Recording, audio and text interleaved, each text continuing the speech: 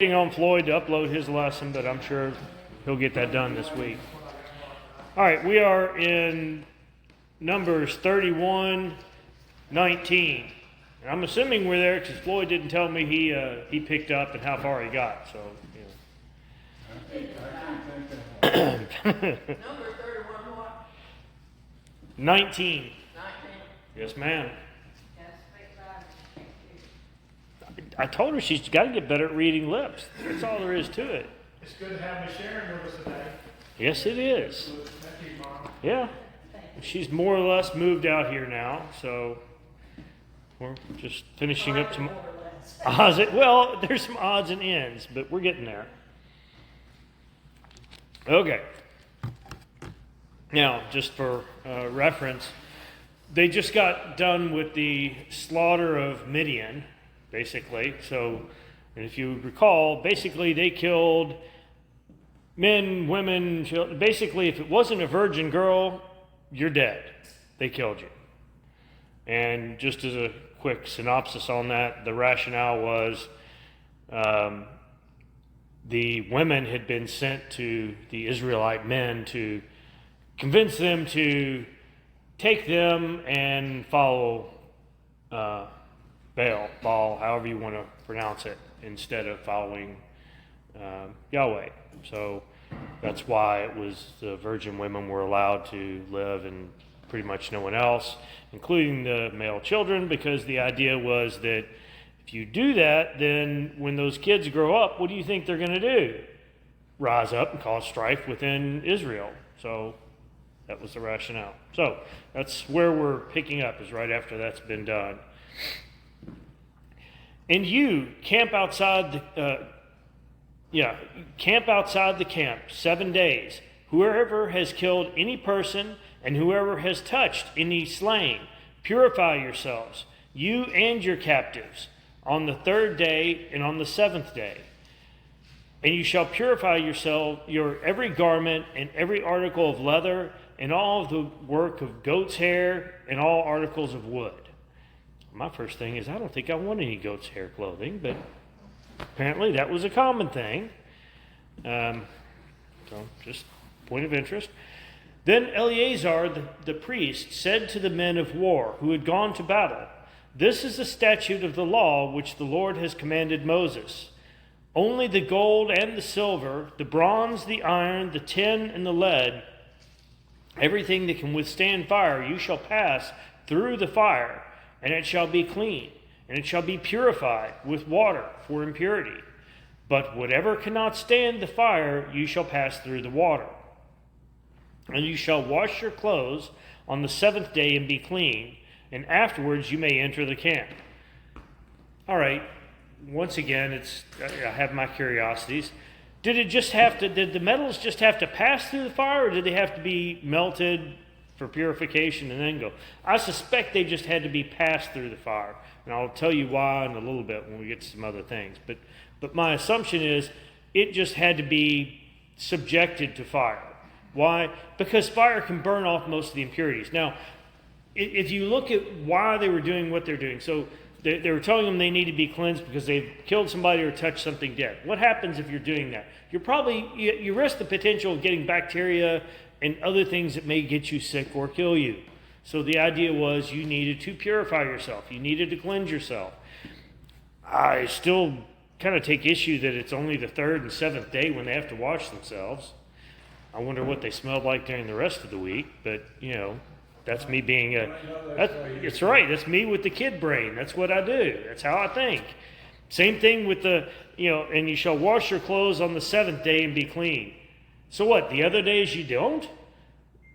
I mean, it's just a thought process, for me. But maybe you only have 1 or 2 sets of clothes. I don't know. It's a thing for me.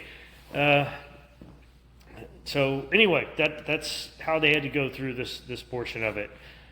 Basically clean everything, wash, ritualistic, plus also functional cleaning.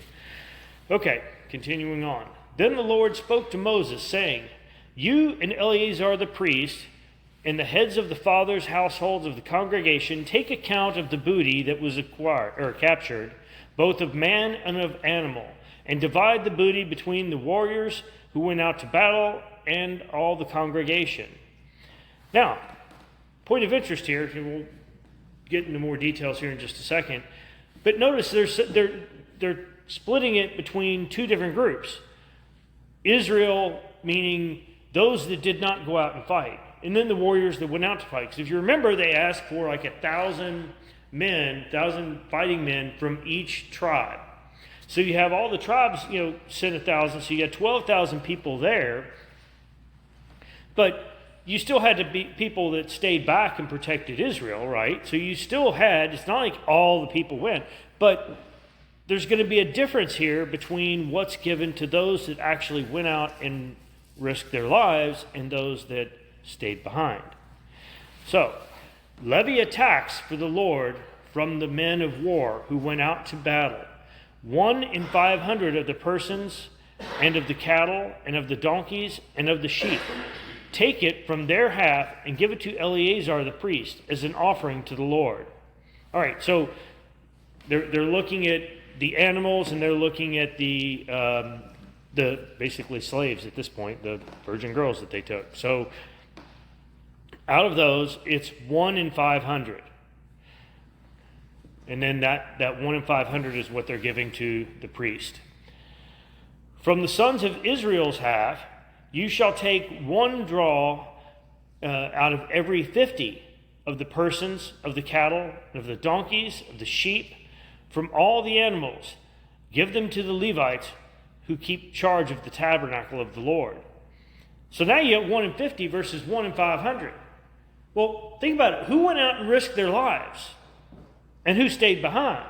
The reward was commensurate with the risk.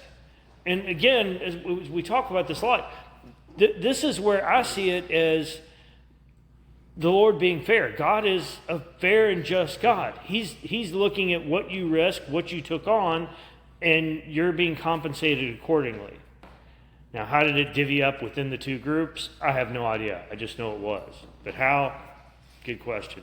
My guess and my understanding from things that we'll read in bed are more about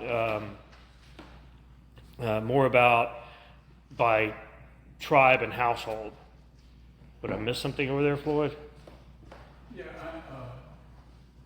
my version said beads. What does that mean? Said what? Beads, B-E-B-E-S. B-E-B-E-S? It's the old King James. What did you say? Bees. For which thing? Is that bees? Does it mean bees? Where it says right behind cattle. Oh, okay. Cattle and donkeys and of sheep. Okay, yours says cattle. Mm-hmm. Mine says cattle and of donkeys and of sheep. That makes sense. I don't know what beads are. You got me, but I'm assuming a donkey or cattle. But yeah, no, I don't know. I read my usual. Well, I start with 2 translations, and if I still can't figure it out, I go for a third. Today I only went through 2, and they said basically the same thing. So But it kind of sounds like the King James version of the plural of bee. maybe. I don't know. So I didn't catch that from this week. Okay. Moses and Eleazar the priest did just as the Lord had commanded Moses.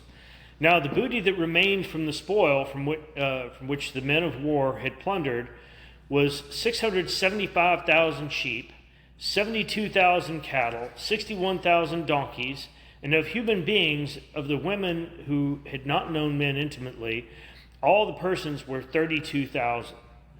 So that gives you an idea of also how many people they killed. Just think about it. If there were 32 virgins, then you can basically do some math and figure out that they probably slaughtered 60 to 150,000 people. Just doing basic math, because it was all male children, all the adults. I mean, that's, big number. Also, just thinking about how many cattle they had. I mean, come on, 675,000 sheep? That's a lot of sheep. That's what Donna had over course.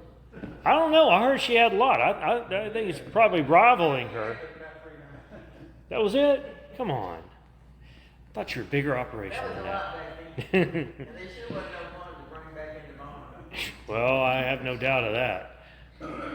So anyway, you've got a lot of possessions they're bringing back.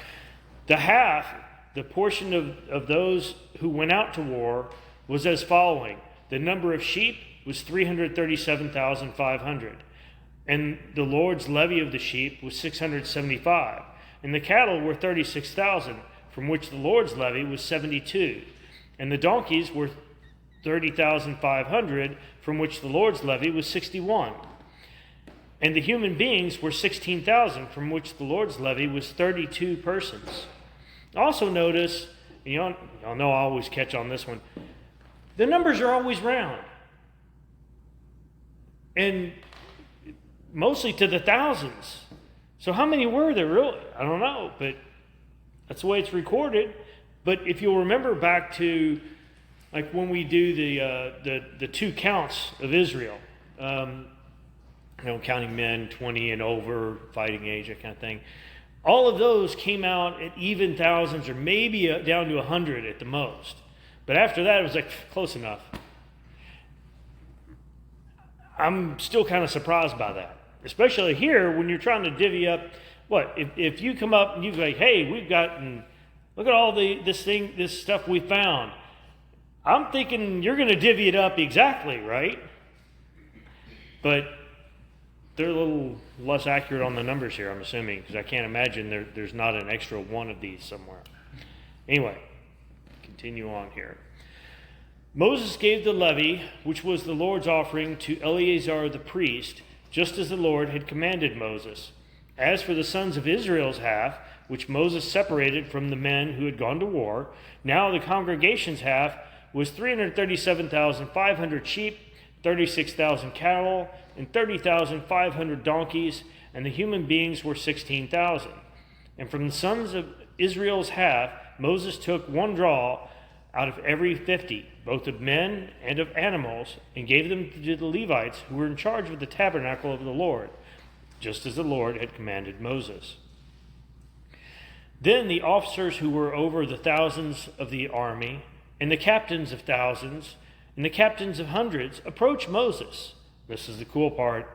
And they said to Moses, "Your servants have taken a census of men of war who were in our charge, and no man of us is missing." Think about that. They go over and kill all these people, but who's on their side? God is on their side. They're going out and doing what God told them to do. How many of them died? 0. And based on just loose, rough estimates of what we said, you got somewhere between 50 and 150,000 people that they killed.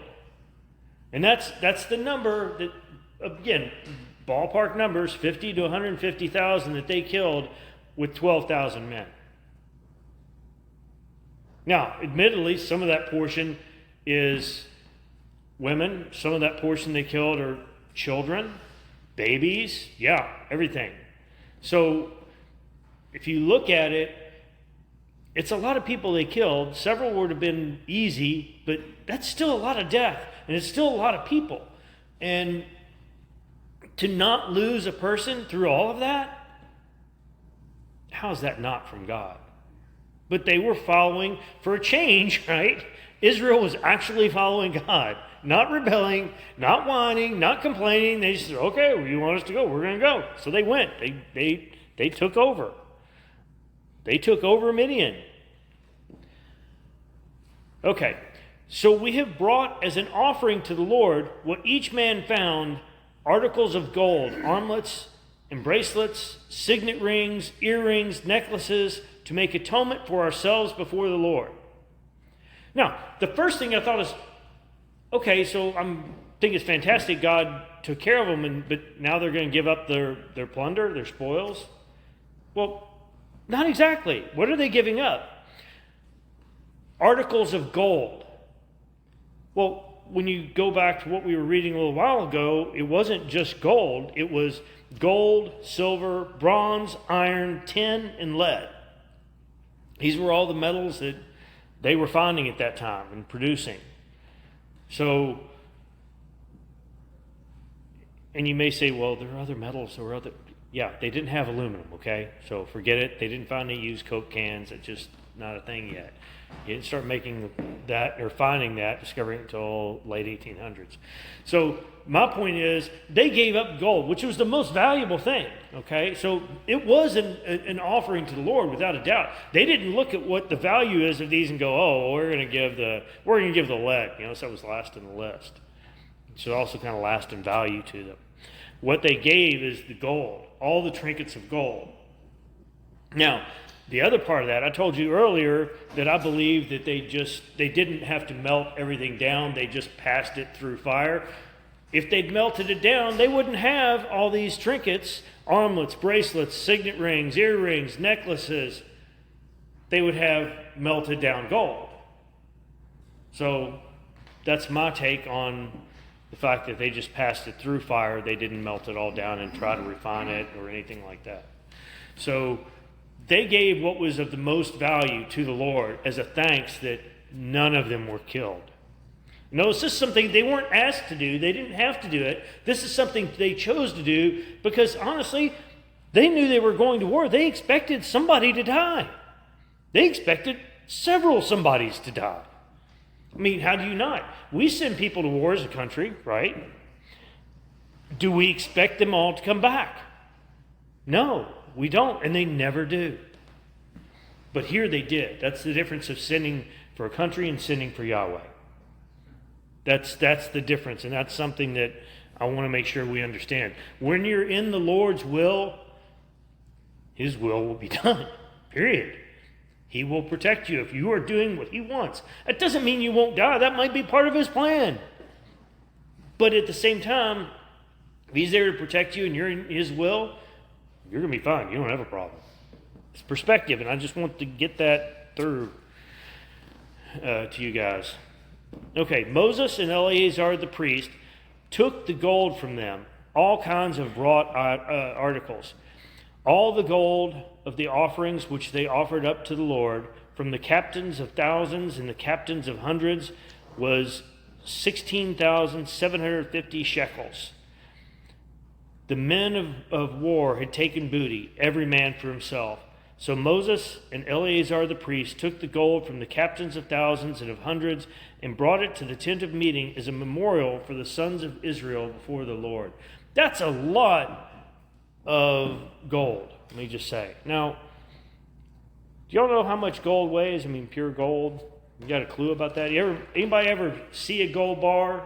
See what that weighs? Y'all think a gold bar. If you've ever seen, these are older videos now, but people like moving gold bars at Fort Knox. And you don't know an expert in gold.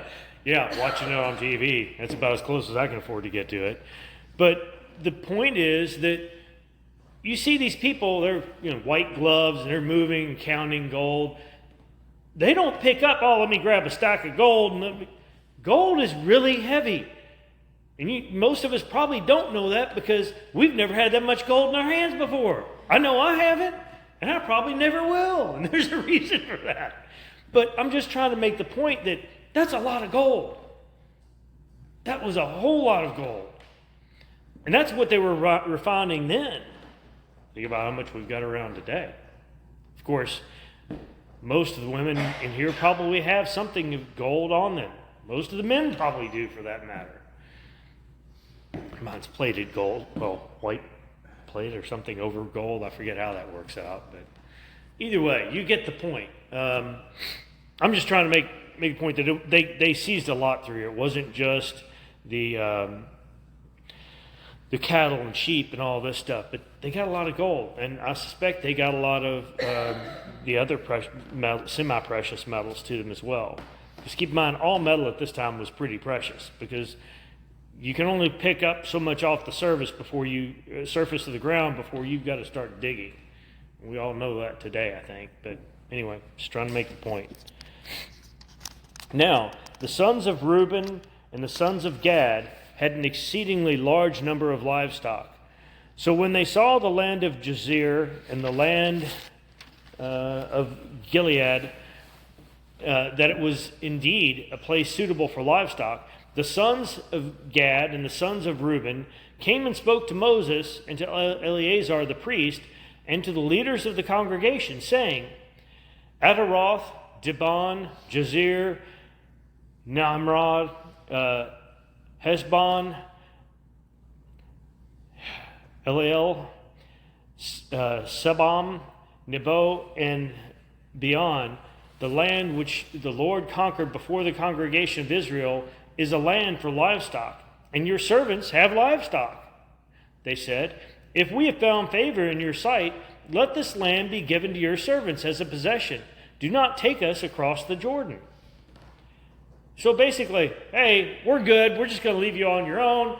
We're good. We found something we like. I mean, God did give us this land, right? I mean, He presented it to us. He let us conquer it. He let us kill everybody here. There's nobody to rise up against us. We want to stay here. We're good with this inheritance right here. We're good. We don't need to keep going. We're done. Now, how'd that work out earlier? When the spies came back from the promised land, went, you don't want this land. I mean, yeah, there's some really big bundles of grapes and things look good, but there are giants in the land. You don't want to be here. We can't win. Let's just give up now. How'd God take that? 40 years wandering in the desert, that's about how He took it. Everybody that was 20 or older that came out of Egypt had to die before they could get into the promised land.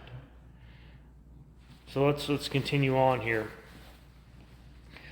But Moses said to the sons of Gad and the sons of Reuben, shall your brothers go to war while you yourselves sit here? Now why are you discouraging the sons of Israel from crossing over into the land which the Lord has given them? This is what your fathers did when I sent them from Kadesh Barnea to see the land. For when they went up to the valley of Eshcol and saw the land, they discouraged the sons of Israel, so that they did not go into the land which the Lord had given them. So the Lord's anger burned in that day, and He swore, saying, none of the men who came up from Egypt from 20 years old and upwards shall see the land which I swore to Abraham, to Isaac, and to Jacob, for they did not follow me fully, except Caleb, the son of Jephunneh, the Kenizzite, and Joshua, the son of Nun, for they have followed the Lord fully. Notice, keep that in mind. It's fully. It's not, well, I followed the Lord when I was in the mood. Well, I followed when it was convenient. No, they fully followed the Lord. That's when things go right for you, when you fully follow the Lord. Kind of a big deal to Him. So the Lord's anger burned against Israel, and He made them wander in the wilderness 40 years, until the entire generation of those who had done evil in the sight of the Lord was destroyed. Now, behold, you have risen up in your father's place, a brood of sinful men, to add more to the burning anger of the Lord against Israel. For if you turn away from following Him, He will once more abandon them in the wilderness, and you will destroy all these people.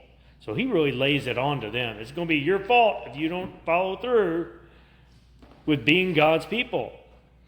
Then they came near to Him and said, we will build here sheepfolds for our livestock, and cities for our little ones. But we ourselves will be armed, ready to go before the sons of Israel, until we have brought them to their place, where our little ones live in the while our little ones live in the fortified cities, because of the inhabitants of the land. We will not return to our homes until every one of the sons of Israel has possessed his inheritance. For we will not have an inheritance with them on the other side of the Jordan and beyond, because our inheritance has fallen to us on this side of the Jordan towards the east. Now, somewhat of a rational thought, but what gets me is, well, we want to stop here long enough. How long does it take to build fences? How long does it take to build a fortified city? That part kind of concerns me. How long did they expect to stay there? Right? And besides, it was only 1,000 men that were the fighters out of the tribe, and we've seen the numbers. There were still plenty of men left, right? think about it, if you think back to the math, there were thousands. So it wasn't like they were depleting all the men by having 1,000 go forward. But you also have to assume that those 1,000 men were probably the stronger of the 1,000, or thousands, sorry. So most likely they were necessary. But my point is, I'm not sure how long they ended up staying there. Because I don't know about you all. Have you ever gone and cut down a tree? Have you ever turned it into a fence post? Have you gone from that, and then you weren't using barbed wire? That'd be the easy way, right? Today's, okay, I'm going to take that, or take some electrical wire and, electric fencing and run that down. I'm done. Think about the work involved in this. I know how long it takes to dig a hole. Before I got a post driver, man, yeah, you get out the old style and start digging use that post hole. See how long that takes you. It's time consuming. And I just like to try to get us back to reality of what this takes and how long it took. So all this fencing they were doing was being made out of wood. And they didn't go take it down to the sawmill and get it cut up and straightened. And they didn't even have the Amish doing their fake sawmills. And, I don't have power. Let me plug in under the shop here. That's kind of how they do it. Point being, this is all by hand and time consuming. I'm just trying to get across the point of this wasn't hey, give us a week, we're going to be good to go. Now, they might have had, they said build fortified cities, but they might have had cities. I mean, they just, went in and burned a lot of what the Midianites had. So they might be building from scratch too, but you never know. I mean, what does one civilization do from the next? Well, you take the bricks, the old bricks from another, we destroyed this wall. Yeah, but there's some good bricks in here still. Now, I know how much it takes to make those bricks. So you know what? I'm just going to reuse these reasonable bricks. So I suspect that a large portion of this was just rebuilt from rubble. So that helps, but still, I'm just trying to put things in perspective. I think that's important to understand. All right, so now let's go on for Moses' response here in 20. So Moses said to them, if you will do this, if you will arm yourselves before the Lord for the war, and all of you armed men cross over the Jordan before the Lord until he has driven his enemies out from before him, and the land is subdued before the Lord, then afterwards you shall return and be free of obligations towards the Lord and towards Israel. And this land shall be yours for a possession before the Lord. But if you do not, so behold, you shall have sinned against the Lord, and be sure your sin will find you out. Almost a curse there, right? Build yourselves cities in for your little ones, and sheepfolds for your sheep, and do what you have promised. The sons of Gad and the sons of Reuben spoke to Moses, saying, your servants will do just as my Lord commands. Just think about all that's going to take, though. Our little ones, our wives, our livestock, and all of our cattle shall remain there in the cities of Gilead, while your servants, everyone who is armed for war, will cross over in the presence of the Lord to battle, just as my Lord says. So Moses gave commands concerning them to Eleazar the priest, and to Joshua the son of Nun, and to the heads of the fathers' households of the tribes of the sons of Israel. Because the rest of the tribes are going, whoa, wait a minute. You're just going to give them their land? What's going on here? This is not right. This is not fair. We all fought in this. All the tribes fought, and you're giving it to them? Yes, it's okay. Your land's going to be over here. And that means they're not going to take any of this other land you're going to get. Because now it's all going to be yours. But they're still going to fight with us.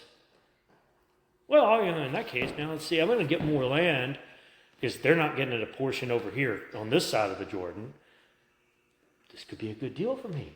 I'm going to have more land. I don't have to share it with 2.5 additional tribes. Because that's what you're talking about here. These people, this group that's wanting to stay in the good farmland. That's 2.5 tribes out of 12. So you just increased your holdings on the other side of the Jordan for those tribes remaining. So I'm sure they looked at and went, no, this could be a good deal. This is good for everybody. So just trying to, again, put it in perspective of what's really going on here.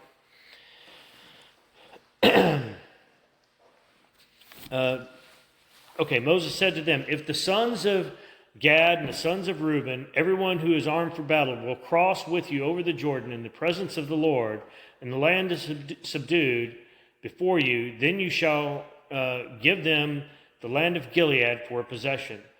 But if they will not cross over with you armed, and they shall have possessions among you in the land of Canaan. So again, he's kind of explaining this, like, well, look, think about it. This could be good for you.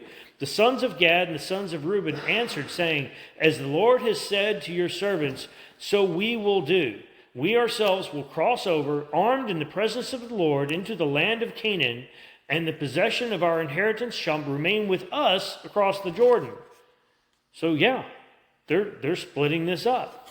So Moses gave to them, to the sons of Gad and the sons of Reuben, and to the half tribe of Joseph's son Manasseh, the kingdom of Sihon, king of the Amorites, and the kingdom of Og, the king of Bashan, the land of its cities with their territories, the cities of the surrounding land. The sons of Gad built Dibon and Atharoth and Auror, Sophan, and Jazer, and Jogbehah, and Beth Nimrah, and Beth Haran, as fortified cities and sheepfolds for sheep. So you got to live with sheep. So I'm still thinking about the smell, guys. I just can't get over some of these things. I have to go to the kid view. I'm like, man, that's not going to smell good. The sons of Reuben, it built Heshon and Eliah, and Kiriathaim, and Nebo and Baal-meon, their names being changed, and Sibmah, and they gave the other names to the cities which they built. The sons of Machir and the son of Manasseh went to Gilead and took it. Excuse me. Waiting for a sneeze, or not. Okay, we're continuing. And took it and dispossessed the Amorites who were in it. So Moses gave Gilead to Machir, the son of Manasseh, and he lived in it. Jair, the son of Manasseh, went and took its towns and called them Havoth Jair. Nobah went to and took Kenath and its villages and called it Nobah, after his own name. So a lot of renaming, but some of those you want to rename. I mean, I don't know. I still look at cities today and wonder why in the world they're keeping that name. Not necessarily so much in the U.S., but Tehran, you really want to, so City of Terror, Tehran, that's a good name. I mean, those are names in the world today still. We still hear a lot about it. So they renamed some of these. I mean, you definitely don't want to be a Jew and say, hey, let's move to Baal. I mean, right? That they're in 38. Yeah, let's go to Nebo and Baal-meon. Yeah, let's go there. That's where I want to be. No, I don't think I'd want that as a Jew. I mean, talk about insulting God. I mean, insulting Yahweh. Let's be specific here. You don't want somebody he's against and opposed to being part of this, right? I mean, that's kind of a big deal, if you will. And I'll give some of you a hint. You could turn that into making sure that you call today Resurrection Day, not Easter, relevant to Ishtar, which Ishtar would then be a false god that Yahweh really didn't like.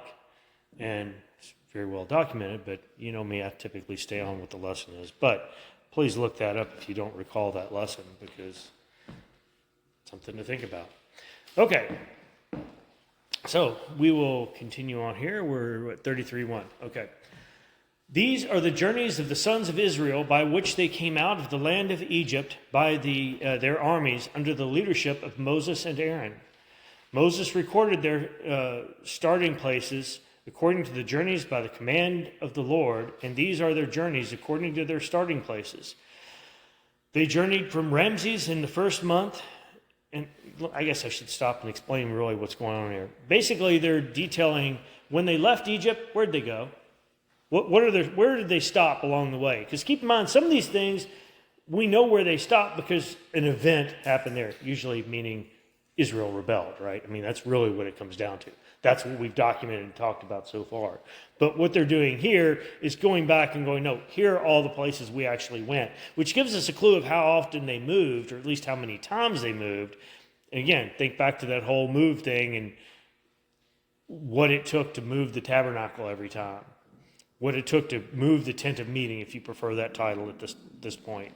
Because, okay, take all the hides down off the roof. Remember how we laid them. Take all the poles down. Remember which pins go where. Take down all the bronze. Take down all the, all these different pieces they had to do. This was not a one-day job, okay? Just going back to that. Okay, 33:3. They journeyed from Ramses in the first month, on the 15th day of the first month, and on the next day, after the Passover, the sons of Israel started out boldly in the sight of the Egyptians. While the Egyptians were burying all their firstborn, whom the Lord had struck down among them, the Lord had also executed judgments on their gods.